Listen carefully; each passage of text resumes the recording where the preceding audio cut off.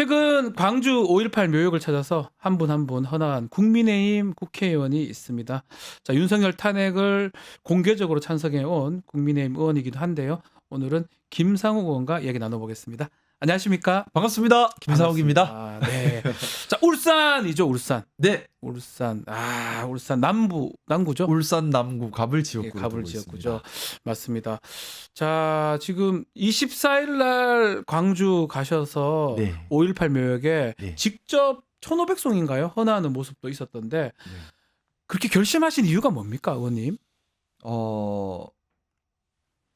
자꾸 말하려니까 되게 네. 부끄럽는데요. 예, 예.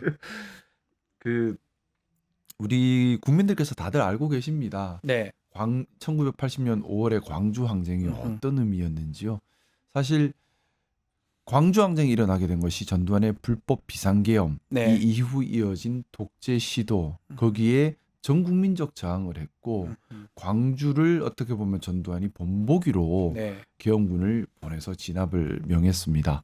그래서 광주 금남로에서 계엄군이 시민들을 학살하고 또 은폐하고 이어서 갈라치기 여론을 만들면서 네. 이 피해자들에게 십수년간에 걸쳐서 2차 가해까지 가한 우리 현대사에 있어서 너무나 아픈 현장이면서 동시에 민주주의가 제대로 저항하기 시작한 시작점이기도 합니다.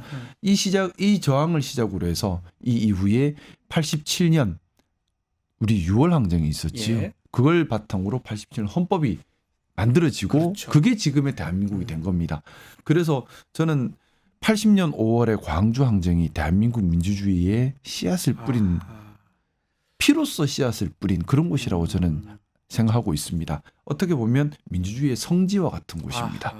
그런데 그곳에서 2월 15일 계엄 찬성 시위를 했습니다.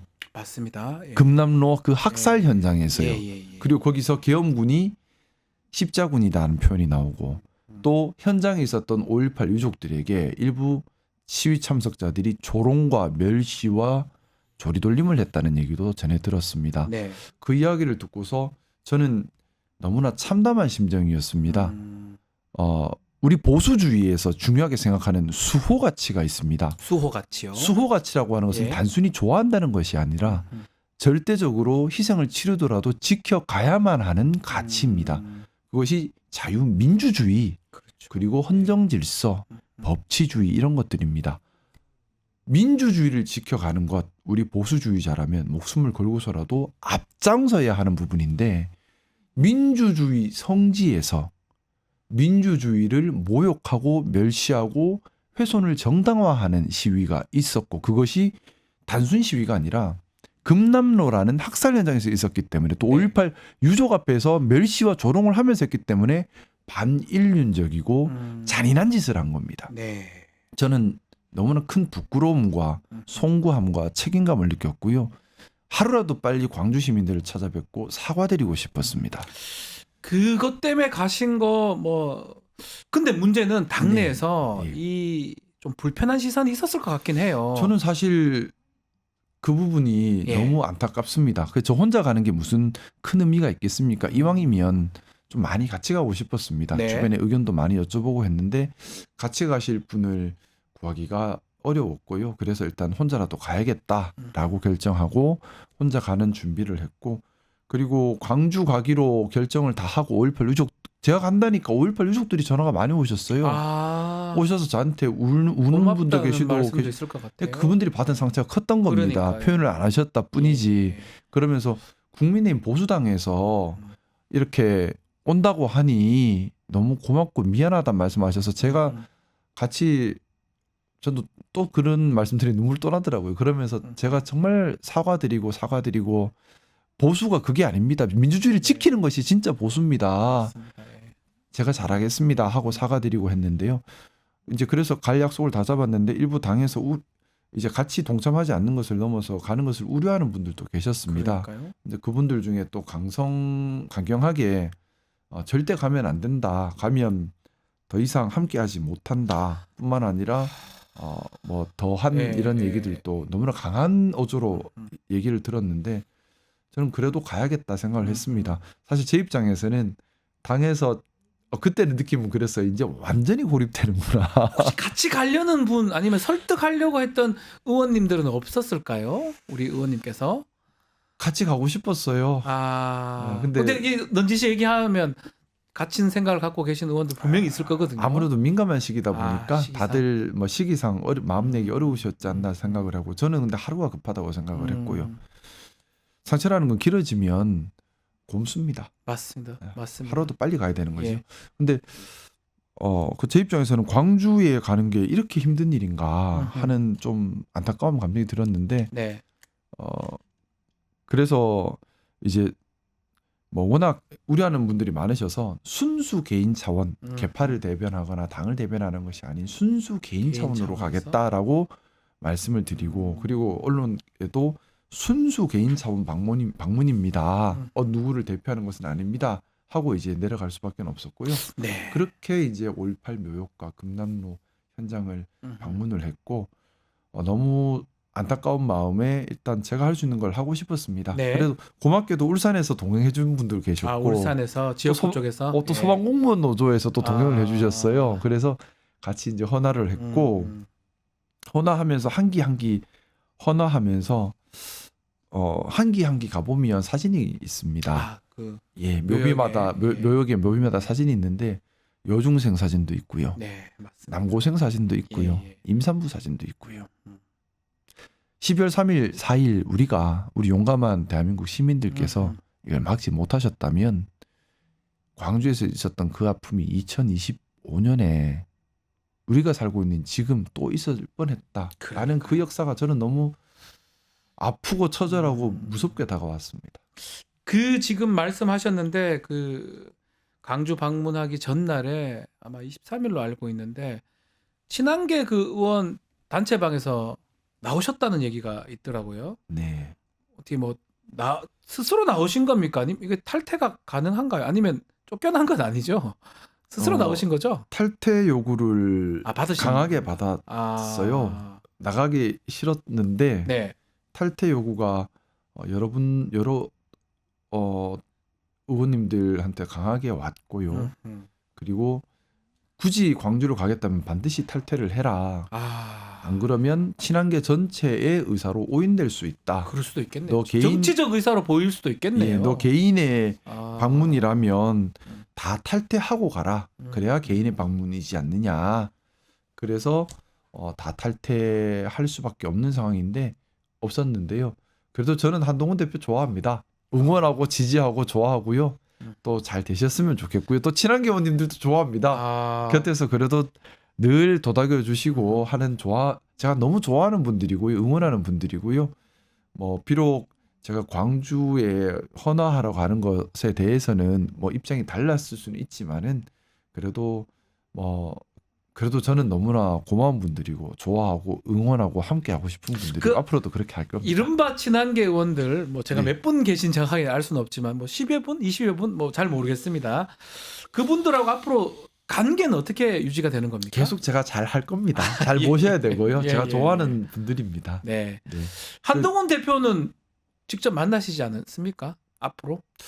만날 기회 있으면 만나 뵙고 싶습니다. 사실 한동훈 대표님 뵈면 저는 영광이고 좋지요. 네. 제가 또 배울 점도 많은 분이시고요. 혹시 한동훈 전 대표가 이렇게 전화 오거나 연락 오거나 이런 적은 없습니까? 김성호님한테?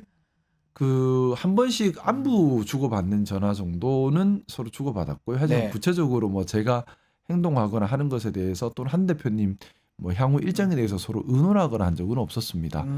구체적인 사안 의논보다는 한 번씩 명절 되면 인사 나누는 정도. 그리고 제가 한 대표님 좋아하니까 그 정도 관계는 있었고 5.18 묘역 방문 관련해서는 얘기가 있었던가요 혹시? 그전에는 말씀이 따로 있지는 않으셨고요. 며칠 전에 안부 전화 한 번 정도 서로 주고받았고 근데 이제 5.18 가기 전날 이제 제가 단톡방에서 나가라라는 요청을 받고 나가게 되고 또 강한 어조로 좀 함께하기 어렵다라는 통지도 받고 이제 여러 가지 좀 그런 압박을 받은 후에 한 번 한 대표님이 전화를 주셨는데 마침 그때 제가 통화 중일 때 전화를 주셔서 골키퍼로 잡혔어요. 그래서 제가 콜백을 해드려야 하는데 무섭더라고요. 왜냐하면 한 대표님 지금 전화 주신 건 가지 말란 취지일 수도 있겠다는 그렇죠. 생각을 했어요. 시기상으로 봤을 시기상으로. 때. 아니, 왜냐하면 한 대표님이 뜻입니다라고 강한 어조로 이미 얘기를 들은 상태라서. 근데 네. 저는 그래도 무조건 가야겠다는 생각이었어요. 그래서 이 통화를 하고 나면 서로 불편해지겠다 도리어 하는 생각이 들어서 아이고 갔다 온 다음에 야단 듣지 뭐 하는 생각에서 한 번 전화 주셨는데 콜백을 못 아, 해드렸어요. 나 일부러 우려심 때문에 안 하셨군요. 저는 그 한동훈 대표님을 지키고 싶고 응원하고 싶은 마음에서 도리어 그래서 전화를 드릴 수가 없었습니다. 오늘 한동훈 전 대표 책이 정식으로 출간이 됩니다. 네네. 뭐 보니까 계엄 좀 비하도 담긴 걸로 전해지는데 이제 네네. 문제는 이 책이 나옴으로써 네. 이른바 객파 갈등도 있을 수 있지 않느냐 이런 얘기도 있습니다. 앞으로. 저는 계파 갈등으로 볼 문제가 아니라고 봐요. 네. 뭐냐 하면 중요한 것은 무엇이 옳은가, 보수 정당은 어떤 보수 가치를 추구하고 실행해야 하는가 하는 네. 파문을 던지고 고민하는 계기가 되었으면 하는 바람이고요. 그건 계파 갈등의 문제가 아니라 네. 우리 당의 자아 성찰이고 보수의 미래에 대한 고민이라고 생각합니다. 그래서 저는 우리 국민의힘에 지금 필요한 것은 무엇이 진짜 보수인가? 보수는 어떤 모습이어야 하는가? 보수가 네. 대한민국에서 어떤 역할을 해야 하는가에 대한 많은 논의, 많은 성찰, 고민, 문제 제기 이런 것들이 지금 꼭 필요하다. 단결보다 더 필요한 게 그거라고 생각합니다. 아. 왜냐하면 지금 정말 참담하게도 예. 정통 보수를 지향했던 국민의힘에서 윤석열 대통령을 배출을 했고 이 윤석열 대통령은 보수의 가치를 실현한 것이 아니라 군사 독재로 돌아가려는 어이없는 시도를 했고 민주주의를 파괴했고 헌정질서를 파괴하고 법치주의를 파괴했습니다. 그러고 나서 우리 당에서 보인 모습도 법치주의를 같이 훼손하고 있고 네. 헌정질서와 민주주의 회복에 동참하지 않았어요. 국민들에 대한 행동으로 하는 진지한 사과도 네. 없었습니다. 보수의 모습이 아니죠. 보수라면 보수의 수호 가치를 목숨을 걸고라도 지켜야 그렇죠. 합니다. 그것이 헌법 민주주의고 질서 헌정질서고 법치주의입니다. 네.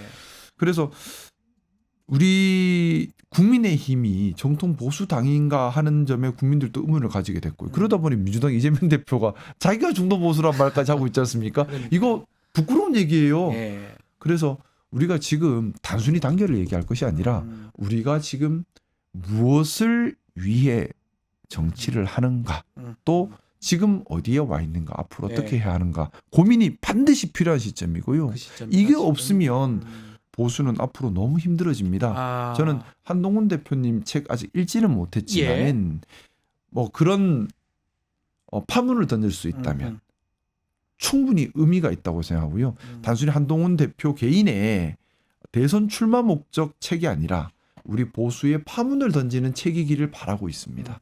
읽어 보실 거죠? 나오면 읽어봐야죠. 근데 아직 내용은 저도 몰라요.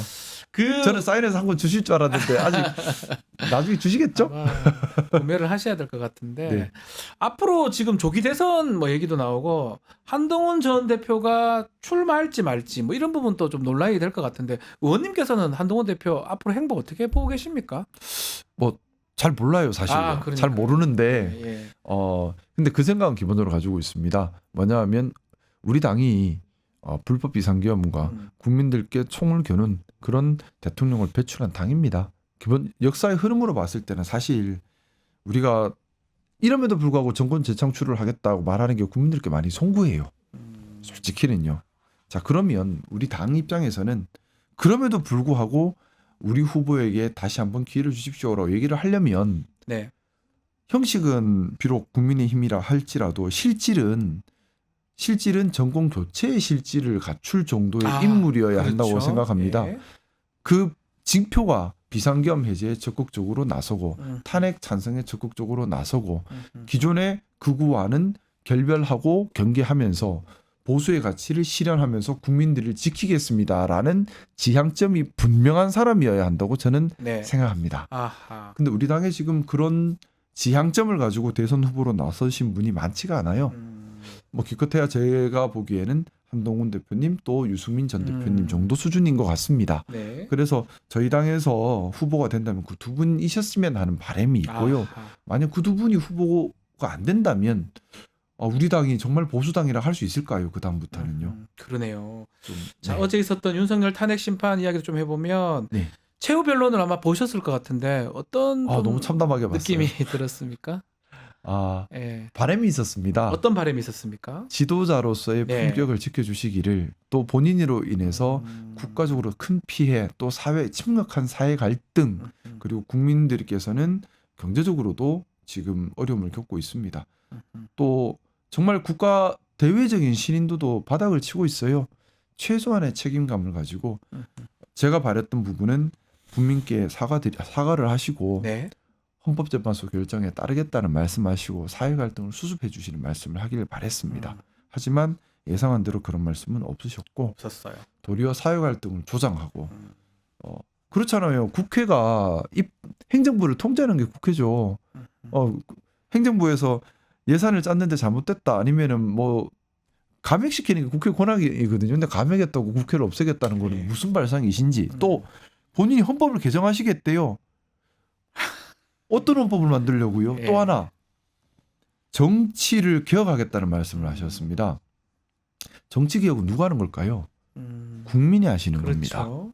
왜 대통령은 행정부에서 월급 받는 일개 공무원에 불과합니다. 그렇죠. 행정부에서 월급 받는 일개 공무원에 불과한 분께서 정치를 왜 개혁을 하십니까? 정치 개혁은 대통령이 할 수 있는 것이 아닙니다. 삼권 분립에도 반하고요. 민주주의에도 반하는 말입니다. 여전히 엘리트주의에 빠져 있으시구나 하는 네. 생각을 할 수밖에 없고 제왕적 생각에 빠져 있구나 하는 생각을 할 수밖에 없었습니다. 민주주의라고 하는 것은요. 네. 상향식입니다. 그 위로 올라가야 되겠죠? 국민들의 의사를 그렇죠. 모아서 위로 올라가면서 바꿔가는 것이지 누군가 누구를 계몽하고 누군가 누구를 가르치고 누군가 누구를 개혁하는 것은 반민주적인 겁니다. 보입니다. 예, 맞습니다. 국민들께서 개혁을 하시는 것이고 국민들께서 바꿔가시는 것이 민주주의입니다. 국민들께서 세상을 바꾸는 게 민주주의입니다. 맞아요. 그런데 윤석열 대통령이 어제 담화를 보면 본인이 세상을 바꾸겠다. 본인이 개혁하겠다. 라고 하셔서 저는 여전히 제왕적인 사고에 갇혀 있으시구나. 반성은 없으시구나 하는 안타까움이 있었고 끝내 남 탓과 남 비난 그리고 또 거짓말이 너무나 많았잖아요. 네. 어제 공교롭게도 또 녹취록이 공개가 됐어요. 예, 예, 맞습니다. 그 녹취록을 보면 윤석열 대통령 분명히 그렇게 말씀하셨습니다. 예전에 나는 그 당시 공관위원장이 누군지도 모른다. 근데 녹취록에는 윤상현이 공관위원장 윤상현이니까라고 돼 있어요. 알고 계세요. 도대체 국민들께 어떻게 이렇게 자꾸 거짓말을 하십니까? 그러니까 다 알고 계시는데 그 어제 말씀대로 최후 진술에서 개헌 언급하면서 직무 복귀하겠다 이런 의지로 보였거든요. 탄핵 심판 결과는 우리 의원님께서는 어떻게 예상을 하십니까? 선배님께서도 변호사님이시니까 예, 잘 아실 거라 생각하지만 법관 입장에서는 탄핵 기각 판결을 쓸래야 쓸 수가 없는 사안입니다. 그렇게 보입니다. 예. 기각 판결을 쓰려면 비상계엄이 정당했다는 판단이 네. 먼저 있어야 되는데 비상계엄이 정당하려면 계엄 사유가 있어야 되고 절차적 정당성, 내용적 정당성, 한목적성, 재량 범위 다 통과를 해야 하는데 하나도 못 통과할 것 같은데요. 하기도 걸리는 게 없어요. 예, 예. 그럼에도 불구하고 기각 판결문을 쓰신다. 그분은 그런 헌법재판관을 우리 법조인들은 상상할 수 없을 것 같고요. 그러니까요. 예. 역사의 죄인이 되는 거죠. 그래서 그런 일은 없을 거라 믿고요. 네. 아마 저는 무난히 파면 결정이 되지 않을까 싶고 되어야만 하고요. 만약에 파면 결정 안 되면 저는 아마 이 세상 사람이 아니겠죠. 아이 그런 말씀. 아이 그때 비상계엄 때로 다시 돌아가면 네.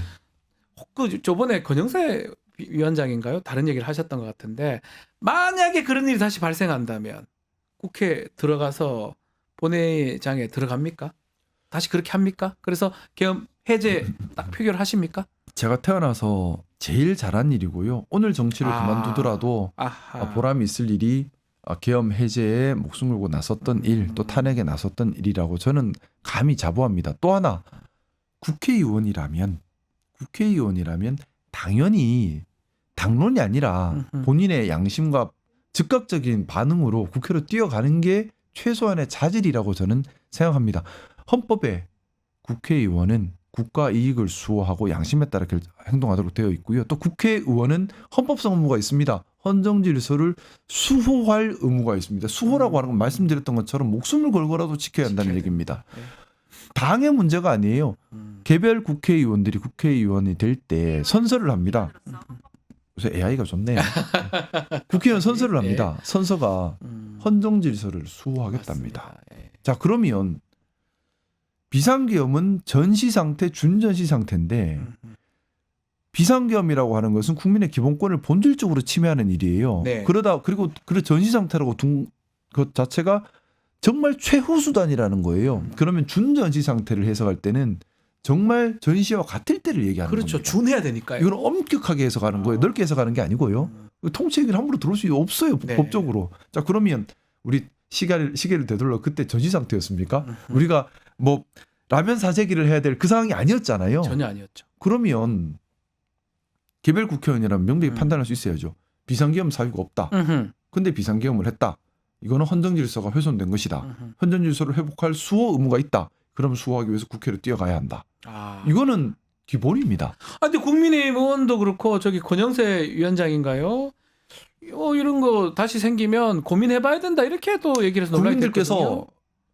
기억해 주셨으면 좋겠습니다. 예. 누가 그런 말을 하는지, 왜 그런 말을 하는지. 음흠. 민주주의는 국민들의 것입니다. 그렇기 때문에 국민들께서 판단하고 네. 만들어 가셔야 합니다. 국민들께서 반드시 어떤 국회의원이 어떤 말을 했고 어떤 네. 행동을 하셨는지 꼭 기억을 하셔야 기억하셨다가 된다. 민주주의 발전을 위해서 행동해 주시기를 저는 간곡히 부탁드리고 싶습니다. 꼭 기억을 해달라고 말씀을 하셨어요. 자, 근데 이제 국민의힘을 좀 기준으로 보면 뭐 대다수 의원들이 그런 건 아니지만 공수처도 그렇고 헌재를 좀 압박하는 모양새거든요. 그래서 이제 비상계엄 이후에 국민의힘이 우리 의원님도 계속 얘기를 하지만 극우화된 거 아니냐라는 평가도 있거든요. 저는 극우화의 문제보다는 네, 아니 그냥 잘못됐어요. 잘못됐다. 잘못됐어요. 네, 저는 잘못됐다. 문영배 헌법재판관님 보면서 동명상련의 아픔을 느꼈습니다. 왜 우리 정치가 되게 비겁해요. 예, 메시지를 공격하는 게 아니라 메신저를 공격합니다. 메신저 문영배 헌법재판관한테도 그냥 메신저 공격이잖아요. 본인만 공격합니다. 저도 당하고 있어서 귓속말로 제가 그걸 봤거든요. 그거는 뭐 일도 속상하실 아니에요. 것 지금 뭐 같아요. 예. 제가 지역에서 겪고 있는 일들이라는 건 정말 참담한 수준인데 네. 주로 메신저 공격이에요. 네. 인격 모독, 사회적 평가 절하, 헛소문 퍼뜨리기, 과대 포장, 혹세무민, 허위. 자, 근데 보수주의자는 헌정질서와 법치주의와 민주주의를 수호하는 것이 보수주의자입니다. 네.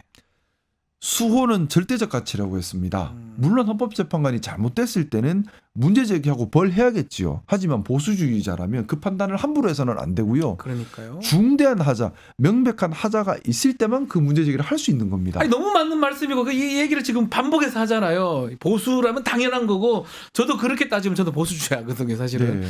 당연히 너무 필요하다고 그거는 제가 믿는. 근데 국민의힘 의원님들 중에 저는 김상호 의원 말고는 그런 얘기 하시는 분을 본 적이 없어서 조금 마음이 좀 저도 혼란스러워요. 근데 없습니까? 아니면 아직 말을 못 하시는 겁니까? 말 못하시는 법조인 건지 되게 많잖아요, 없는 건지 국민의힘에. 제가 어떻게 알까지 알 수가 국민의힘에 없고요. 법조인들이 되게 많고 근데 그것을 네. 저는 분명하게 말씀드리고 싶습니다. 보수주의자는 보수주의자다워야 되고요. 보수주의자답다는 것은 보수의 가치를 지키는 겁니다. 맞습니다. 예. 보수의 가치는 안정된 사회입니다. 믿을 수 있는 사회입니다. 그것을 위해 필요한 것이 공정하고 합리적이고 개방적이고 포용적이고 자유로운 사회고요. 이것을 위한 수호 가치가 민주주의고 헌정질서고 법치주의. 이건 수호 가치입니다. 수호. 예. 수호 가치는 절대적으로 지켜야 한다는 얘기고요. 자, 그러면 법관을 공격하는 것은 법치주의를 공격하는 건데 맞아요. 그러면 법관을 공격하려면 중대하고 명백한 잘못이 있을 때만 흔들 수 있는 겁니다. 그것이 아니라 그것도 공격이 아니고 비판을 할 수 있어도 직접 사법부에 들어가서 그걸 물리적으로 흔들어 안 버리거나 되지 않습니까? 또는 뭐 이렇게 거짓으로 공격을 네. 하거나 풍문으로 하거나 압박을 그러니까. 하거나 다 반법치예요. 자, 보수주의자라면 절대 할 수 없는 행동입니다. 저는 네. 그래서 자꾸 제가 파문을 던져야 됩니다. 우리가 반성적 성찰을 해야 합니다. 말씀을 드리는 것이 나는 보수주의자입니다라고 얘기하려면 내가 보수의 가치를 알고 있는가? 이 보수의 가치를 기준으로 판단하고 있는가? 그걸로 실행하고 있는가? 되물어서 오케이가 나와야 보수주의자인 거예요. 그러니까요. 예. 저는 보수주의자라면서 법치주의를 흔들고 헌정질서와 민주주의를 훼손하는 사람은 보수주의를 참칭하고 있는 보수주의의 적이라고 생각합니다. 자, 국민의힘 의원 제가 질문이 그겁니다. 없습니까? 더 없습니까? 그리고 이제 곧 탄핵 결정이 난다면 기각이 아닌 만약 탄핵 인용으로 난다면 이제 정치 세력이 국민의힘 여권 정당인데 그냥 그대로 갈 수는 없는 거잖아요. 그냥 그대로 갈 것 같은데요. 그대로 간다고요? 더 세질 것 같은데. 저는 제가 우려하는 것이 건강한 보수가 정말 필요한데 예, 대한민국 건강한 보수가 필요하다는 건 국민들이 동의하실 겁니다. 맞습니다. 건강한 보수가 해야 될 시대적 역할도 있습니다. 포퓰리즘을 막아야 합니다. 극단주의를 막아야 합니다. 그렇죠. 이거는 건강한 보수만이 할 수 있는 일입니다. 대한민국의 건강한 보수는 사회의 안정과 사회 통합과 세대 통합과 또 포퓰리즘을 막고 극단주의를 막기 위해서 반드시 필요합니다. 네. 그런데 역할을 지금 못하고 있고 존재 자체가 희미해진 것이 문제인 거죠. 자, 저는 더 우려하는 것이 저는 감히 그 생각합니다. 정치하시는 분들께서 무엇이 보수인지를 모르지 않는다고 생각합니다. 또 무엇이 옳은지 모르지 않는다고 생각합니다. 알고 있다고요? 대통령 탄핵되어야 한다는 것도 모르지 않는다고 생각합니다. 알고 있을 것이다. 다 알고 있을 겁니다. 예. 그걸 모를 수가 있을까요? 다 알고 있습니다. 그럼에도 불구하고 네. 본인이 옳다고 생각하는 것과 다른 얘기를 하고 다른 행동을 하고 혹세무민하는 이유는요. 이익 때문입니다. 이익 때문에 본인들의 이익 때문에. 네. 예. 정당의 이익이라고 하지만 본질적으로는 개인의 이익이라고 저는 보고 있습니다. 정당의 이익에도 안 맞아요. 자, 네. 결국 이래 가서 대선 못 치르잖아요. 엉망이잖아요. 이래서 결국 이렇게 가서 우리 당이 추구하는 당헌 당규에 규정된 가치와 정반대 행동을 하고 있어요. 이게 정당을 위한 건 아니죠. 국민의 신뢰를 잃고 있습니다. 정당을 위한 게 아니에요. 정당을 위한다고 하지만 제가 볼 때는 해당 행위를 하고 있는 겁니다. 그런데 그러면 본인이 무엇이 옳고 그른지를 알고 있고 이것이 당에도 해롭다는 거 알면서도 왜 이렇게 하는가? 개인의 이익이죠. 어떤 이익, 정치적 이익이나 본인 기득권, 저는 그렇게밖에 의심이 되지 않아요. 문제는 뭐 의원님 지금 말씀하고 국민의힘 일반적인 주장하고 다르기 때문에 이 질문 조금 그렇긴 한데 당적 부분은 어떻게 되는 겁니까 앞으로? 저는 국민의힘에서 국민의힘을 바르게 하는데 그게 최선을 다할 겁니다. 목적이신가? 제가 저는 결례를 했네요. 국민의힘을 바르게 하려고 애를 쓰고 있는 겁니다. 네, 국민의힘이 병들었다고 제가 그러면서는 안 되죠. 병들었으면 고쳐야죠. 네. 근데 힘드네요. 근데 한 명씩 좀 사람들이 좀 더 있어야 되는데 혼자 계시다는 느낌이 조금 들어서 아니 있는 것 같은데 말씀들을 안 하시니까 힘들어요. 외롭고 힘들어서 네. 더 많이 웃습니다. 네, 외롭고 힘들수록 더 많이 웃어야 된다고 생각합니다. 제가 웃으면서 좋은 기운을 나눠드리고 네. 좋은 기운을 퍼뜨리고 싶습니다. 좋습니다. 미소가 아름다운 우리 김상우 의원님. 자, 앞으로 계획 혹은 또 하고 싶은 말씀 좀 주시면서 마무리하도록 하겠습니다. 보수주의자다운 네. 참보수 정치인이 되고 싶습니다. 네. 국민을 위한 정치를 하고 싶고요. 제가 스스로에게 또 주변 정치 동료들에게 자주 하는 말입니다. 정치를 왜 하는가? 돈을 벌려면 사업을 해야 되고요. 명예를 얻으려면 적십자 회장하면 되고요. 예. 칭찬받으려면 봉사활동하면 됩니다. 맞아요. 정치하는 순간에 돈도 못 벌고요. 네. 명예도 없고요. 네. 불명예도 감수해야 되고 욕도 감수해야 되고 칭찬보다 욕이 훨씬 많습니다. 그럼에도 불구하고 정치라는 길에 나선 이유는 국민께 봉사하기 위함입니다. 네. 무엇이 옳고 그름을 따져서 옳은 길을 추구하기 위함이라고 저는 생각합니다. 이해관계가 아니라 시비를 중심으로 옳고 그름을 중심으로 옳음을 추구하고 또 다름에서 배움을 얻는 무턱대고 싸우는 게 아니라 다름에서 배움을 얻고 품위를 지켜가는 품격이 있는 그러면서 보수의 가치를 추구하고 실행해가는 참 보수 건강한 보수를 만드는데 제가 미력이나마 함께 하고 싶고요. 계란으로 바위치기란 건 압니다. 근데 예전에 무라카미 하루키 소설 보니까 그런 게 있더라고요. 높은 바보의 벽에 네. 알이 깨지는 것 알면서 도전하면 나는 그 알표를 들겠다는 문구가 생각나는데 예. 저는 그러고 싶습니다. 알겠습니다. 그 알이 돼도 행복할 것 같아요. 예, 알겠습니다. 자, 우리 미소가 아름다운 우리 김상욱 국민의힘 의원과 말씀 나눴습니다. 오늘 말씀 잘 들었습니다. 감사합니다. 감사합니다.